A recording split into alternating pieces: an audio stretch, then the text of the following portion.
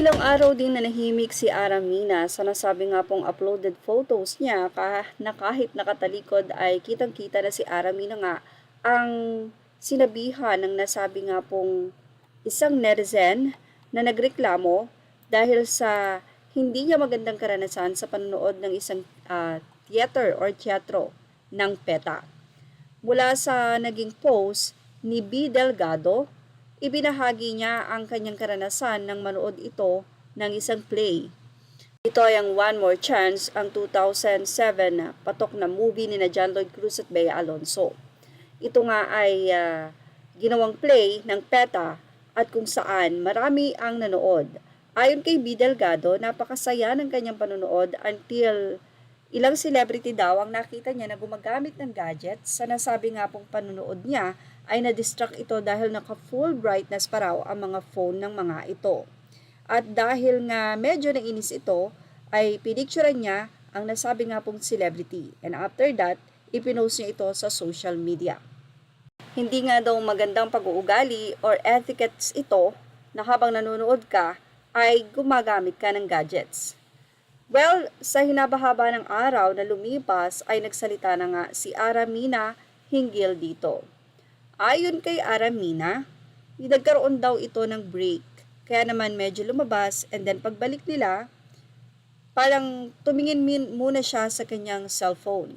So hindi naman the whole play daw o sa panonood niya ay gumagamit siya ng cellphone. Yan ang naging pagbabahagi ng interview ni Aramina sa ABS-CBN.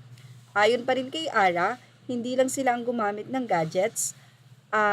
Sa kanyang front ay mayroon doong isang babae na may hawak pa ng laptop. Yan ang paliwanag ni Aramina sa side naman nila.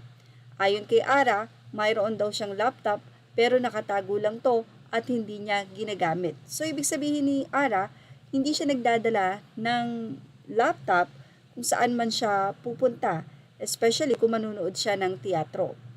At hindi naman daw nabalita ng ilan sa mga sa tagal niya sa showbiz industry na siya ay walang respeto or wala siyang etiquette. Kung saan ipinaliwanag nga ni Aramina na iyon ay one time lang at hindi nga daw dapat doon ang kanilang upuan dahil ang ticket nila ay nasa front. Kaya lang pagdating nila doon ay parang wala na nga silang maupuan at nataranta na nga daw ang usher. Kaya ang kanilang kinauupuan ay hindi talaga sila dapat doon. Anyway, ibig sabihin nito, ang nanonood ng teatro ay nasa likod nila Ara.